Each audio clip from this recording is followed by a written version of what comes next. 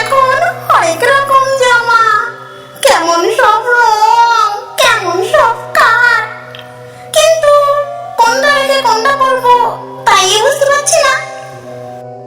এই যে লালচে জামা, আহা দারুণ লাগছে আমার চোখে, এবারের পুজোতে এটাই পরবো।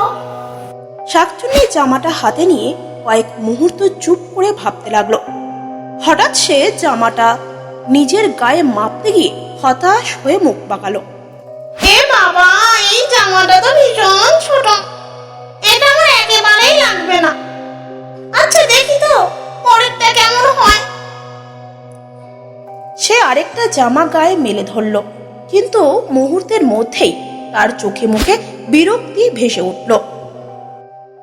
হায় হায়, এটাও তো ছোট, একটাও আর পরবো না। এতগুলো জামা চুরি করে এনে রাখলাম, অথচ একটা জামাও আমার গায়ে ঠিক মতো লাগলো না। রাগে ক্ষোভে শাকচুন্নি কিছুক্ষণ মাথা চুলকাতে লাগলো। তারপর আচমকা চোখ চকচক করে উঠল।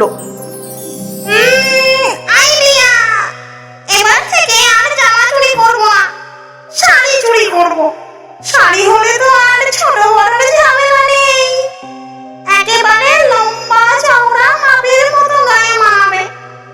ভাবতে পারছিস আমি যদি একখানা চকচকে বেনারসি শাড়ি পরতে পারতাম, কেমন লাগতো।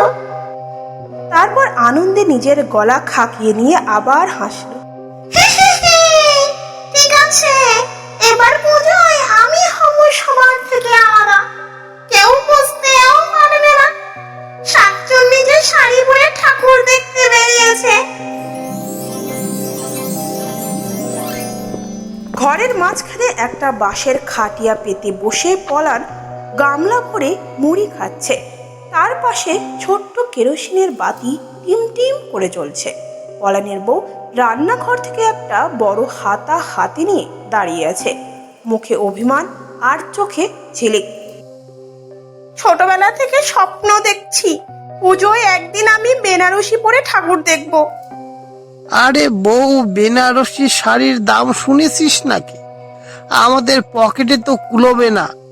তার চেয়ে চল একখানা ভালো মানের ছাপা শাড়ি কিনে দে, দাম কম কিন্তু আবার দেখতেও কিন্তু খাসা। ছাপা শাড়ি? ধুর, এত বছর ধরে ছাপা শাড়ি পরে কাটালাম, এবার পুজোতে আমি বেনারসি ছাড়া আর কিছুই পরবো না। আমার জন্য বেনারসি আনতেই হবে। তুমি আমার কথা কখনোই শোনো না।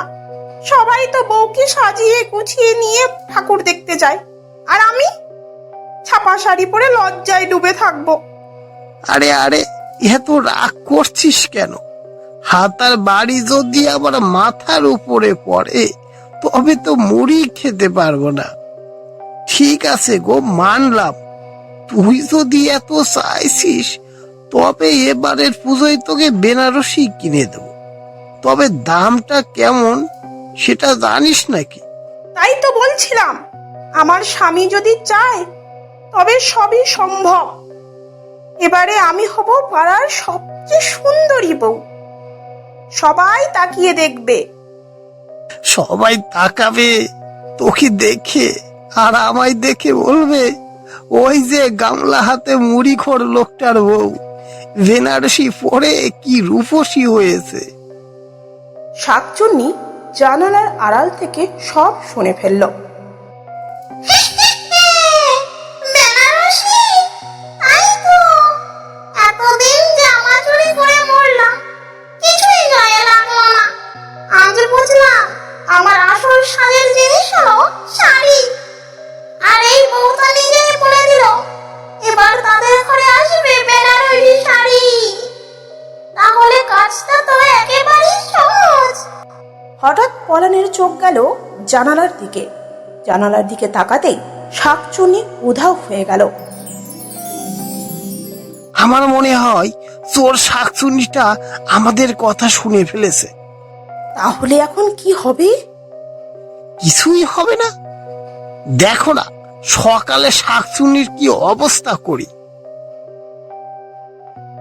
পরের দিন সকালে একটা ব্যাগ হাতে নিয়ে শাকচুন্নি যে গাছে থাকে তার পাশের রাস্তা দিয়ে পলান যাচ্ছিল।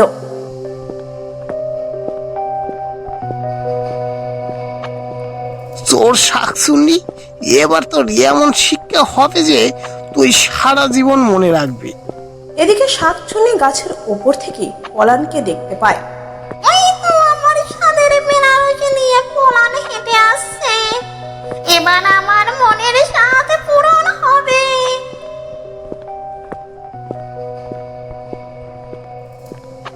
পলান গাছের পাশে আসতেই একটা ছোঁক মেরে হাত থেকে ব্যাগটা নিয়ে চলে গেল শাকচুন্নি। এবার বুঝবি চুরি করার শাস্তি কেমন হয়। শাকচুন্নি ব্যাগের ভেতর হাত দিতেই ওরে বাবা রে, ওরে মা রে, মরে গেলাম রে। ব্যাগ ভর্তি বিষ মাজুলের বাসা ভরে রেখেছে।